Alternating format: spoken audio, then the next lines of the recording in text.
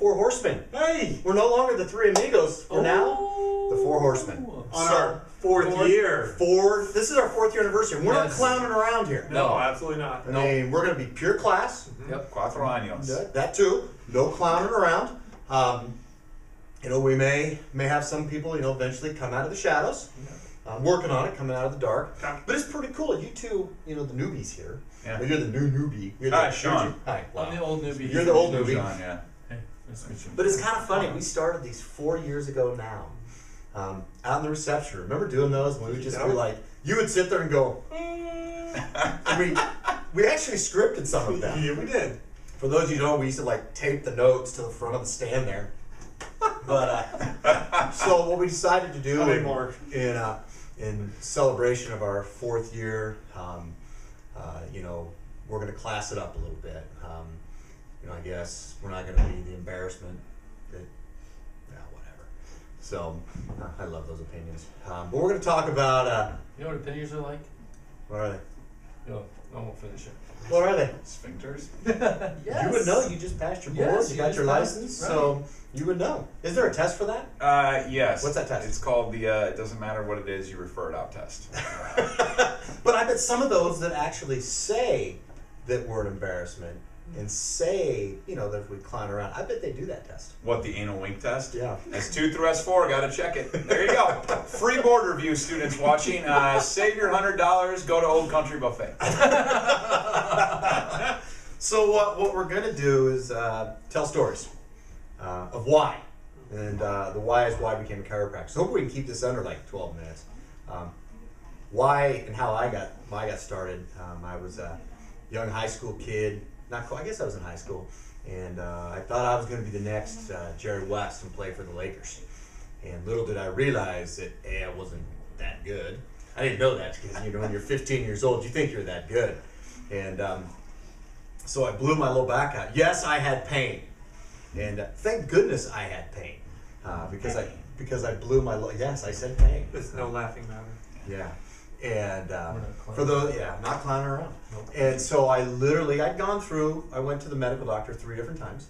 And each time, the first 2 times that I went is he gave me drugs. Because I guess the first drug wasn't good enough. The second drug was stronger. The 3rd time I went, I'll never forget, he told me, he says, obviously you're making this up. Because the drugs that I gave you should have worked. And I mean, he wasn't clowning around when he said it. No reason to clown No, around. none at when you have all. a doctor in front of you. And you had the white coat on and everything, and stethoscope around his neck. So I mean, he was a real doctor. And I was like, yeah, but it's not working. And so I remember I went back home and I said, that's it. And I literally physically crawled across the street to Dr. Lynn Elsner, November 18th, and crawled into his office and took me back to 2 X-rays of my spine. Said and did absolutely no orthopedic neurological evaluations because the orthopedic neurological evaluations that the medical doctor did proved, according to him, the necessity to take prescription drugs, which the prescription drugs didn't work. So I guess the orthopedic neurological tests were false because the drugs didn't work. I mean, is that deductive or inductive reasoning out there? Yeah, but at least it's false, negative, evidence-based evidence. Yes, that's it. You are not clowning around. No. And so, anyway, took 2 X-rays. Says your right hip is turned up, lay down. I laid down. He adjusted an ASCX right ilium. I stood up and I said, I got to do this. And from that moment is when I decided to be a chiropractor. I said, what do I got to do? He says, apply to Palmer College Chiropractic. That's the only school I thought there was. So I did. They said, we have to graduate from high school first. And I was like, loophole. So I graduated from high school, and I sent in another application. They said, no, you have to have your undergraduate. And I was like, dang it.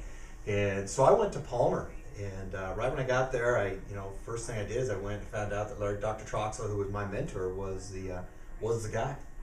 And I'll never forget, I harassed him like Monday, Tuesday, Wednesday, Thursday. Finally, he's like, fine, follow us around.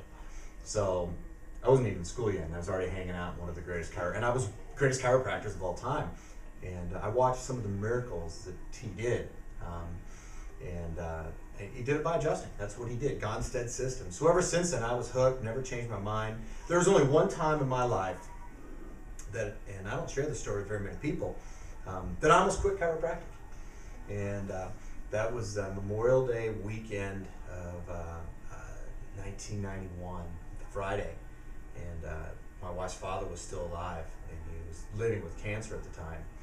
And I'll never forget, Bert came into the room, the oncologist, and stood on one side of the room, Leo on the other, and he was telling him what was going on. And I remember I went over and I grabbed his hand and I brought it over and I sat it on Leo's shoulder, and I totally love my father-in-law. I sat it on his shoulder and I was like, it's cancer, you can touch it, it's not contagious. And I remember I stood by his bedside that night and I told him I was going to quit chiropractic and I was going to go to med school because people living with cancer needed somebody that cared. I'll never forget, he woke up and he goes, I'm not sleeping, and there's no way you're going to quit chiropractic to go on and do that, you fool. And he cussed a few times in that. And I was like, I thought you were sleeping. He's like, I heard everything you say. He goes, don't you dare. That was the only time. And it wasn't because I didn't believe in chiropractic, if that's what, because I'm not, it's not a belief system. I know it works. And it's my metaphysical and epistemological viewpoint for those of you who think we've got to bring that aspect into it, but that is one of the branches of philosophy. Mm-hmm. And it was, and that's where I looked at it. But it was more so that somebody needed to care. Mm-hmm. And that's why I became a chiropractor. What about you? Mine was a simple question. My family and I had been going to our chiropractor in my hometown, and he just asked me what I was doing with my life. Who comes here and gets adjusted by you? He does. Cool. It's very cool. I get to adjust him now, so that's awesome. But he just asked me a question. He's like, what are you doing? What are you going to school for? And I really was kind of lost at that point. I changed my major like 3 or 4 times. I really had no clue. My first plan from when I was in 5th grade on up was to be an architect. And my first year of school, I found out that's not what I was meant to do. Well, you are kind of, though, innately. I mean, you are an architect of the structure of the spine. Yeah, absolutely. Yeah, true. Yeah. So it was just in a different avenue that I thought I was going to go. So, but anyways, he just asked me that question. And he's like, well, have you ever thought about being a chiropractor? And I said, no. But he wasn't clowning around, was he? No, not at all. He was serious. And, I don't know if he just saw something in me or just was like, you'd be good at this or you'd enjoy it. But I started paying attention a lot more when I'd go to his office, just how everybody interacted in the office, how he interacted with patients. And I just saw that everybody that walked in, usually in most cases, unless they were just initially coming in, had a smile on their face. And they left joking and laughing and having a smile on their face. There was families in there. They had lots of fun. His front office staff is amazing. And it was just a blast to be there. And I was like, I could spend every day of my life doing this. That's cool. And so I was like, I'm in. So I started researching stuff, applied. My grades and everything in undergrad went way up after that because I had a purpose. You had a purpose, yeah. I had a vision for what I wanted to do. And school was great after that. That's awesome. Cool. I gotta say, and your story is the one that's like, it's the wild story, isn't it? So go ahead. Keep it under 14 minutes. 14. How are we doing on time? We're about 7 right now. Okay. You're gonna be short like 30 seconds after this. Yeah, I'm used to that around here. So if you guys haven't heard my story yet, it's about my younger brother Eric. He's 2.5 years younger than I am. He's a dentist now, isn't he? No. What's he do? He's working for a chemical company. Okay, who's the dentist in your family? Don't you have a dentist? Eric was going to be. Okay. So he changed routes. Anyway, when he was 3 years old, he started having migraine headaches. And if any of you have ever had a migraine headache, you understand that these are the debilitating, oh my God, I want to end my life headaches. He had them 3-4 days a week and had them for years. My parents took him to every specialist, every pediatrician, every neurological... Every evidence-based, peer-reviewed... Expert. And for 3 years, they gave him every drug on the planet. They did PT, they tried all different... All the evidence-based stuff. All the food stuff, all everything. And he continued to have the headaches. I joke about it, but I really think it happened that he was on an all-chocolate diet because they were trying to trigger a migraine, which absolutely made no sense to me. How old were you at the time? I was 6. Did you get to participate in the all-chocolate diet? I did not. Bummer. Yeah, right? I don't mind triggering a migraine right now. Challenging a Nate. Challenge accepted. Anyway, and finally, on the advice of my grandmother, my parents took him to a chiropractor, Dr. Bruce Munster, right down the street from here. And this is what's so funny about this. One of my very, very good friends. The first guy I met when I came to Omaha. Yeah. First guy that, of all the chiropractors when I came to Omaha, was like, oh, Omaha's a bad place to practice. And I was like, why are you practicing here then? Dr. Bruce was the one that said, great place to practice. Let me help you find office space. Let me help you design your office. Let me hook you up with the people who help build my office so we can help you build your office. That's what chiropractors do for each other. Awesome. Yep. And he still comes to EPOC every month. And he stops by the office regularly on Saturday mornings. And now his daughter is going to He's going to chiropractic. chiropractic school. Taylor, way to go, kiddo. Yes. Who's totally inspired him. Have you noticed that? Oh, yeah. Yeah. By the way, Bruce watches the shift. Shout out to you, buddy. Hi, Bruce. What's up, Dr. Bruce? Yo, dude. Anyway, my brother got adjusted for the first time, and instead of coming home from school with a migraine, going to bed, he was able to play baseball with me. And I was 7 years old when that happened, and I realized that I want to be a chiropractor. I don't know what a chiropractor is, what he does, what subluxation or adjustment or whatever that stuff is. I couldn't say it at the time, but It worked. it worked. It worked for him, and it saved my family. You got your little brother, man. Got him back. Your It big saved little my brother, right? family. Little brother? Little brother. Yeah, you got your little brother back. You can be brothers again. So now I could play with him whenever we wanted. Had a great time growing up together, and now we got to save families here every single day. That's cool. I mean, literally, that is one of the cool. I love that story. Yeah, That is that's good. All right, your turn, new boy. 7 years. Yeah, hi. Sean Walker, chiropractor, new boy. My first Friend him on Facebook. Yeah. He doesn't have any friends. Find me. Yeah, I have no friends. Appreciate that. Okay, friends. So my first experience. I'm not trying to clown around here. So Don't clown around, man. You lived in my basement. I'm not like a clown. I have to admit, what's so funny now. Look, we have the same shirts on. Dude lived in my basement for like 4 months, and I gotta say, the coolest thing about you not living in my basement is my food bill is less. Yeah, that's right. Man. Anyway, go ahead. I can make house payment now. Yeah, I like food. Really? My first experience with We have chiropractic. leftovers now. Bring them here. No, I'm eating them. My first experience with chiropractic was when I was 14 years old. That's when I started growing. Believe it or not, I grew as a kid, and it was, frustrating. I went to a lot of doctors. I did a lot of physical therapy, evidence-based lunges and cable rows, and a bunch of crazy stuff that doesn't take interest in a 14-year-old kid. And so finally we went to a chiropractor because there was a chiropractor literally right down the street. I come from a town of 1,000 people. And she was right in between one of the local taverns and the bridal shop, actually. Ironic. Yeah, ironic. And so I went in there and she told me, I said, I have growing pains. They told me I had growing pains because that's what they do. They call you names. I love that. Growing pains. Growing So pains. growing is, because pain is abnormal, right? Or is it normal? To me, it's normal. It's a normal response to the Well, body. don't all kids have growing pains? Yeah, I guess so. Yeah, it's normal. Wonder if It's the normal I for it to wonder, grow, right? but what's interesting on that, technically, this might be a longer video. For those that, we have a part of our profession that, that's what they believe is we need to be peer reviewed, clinically accepted to be credible. Rationalize growing pains. Where is the research, peer reviewed, publicly accepted? Where's the research? Where's the research for that? Where is it? So anyway, go ahead. Yeah. Keep it going. And actually, along that line, that's actually the first thing that attracted me to chiropractic was I said, I have growing pains.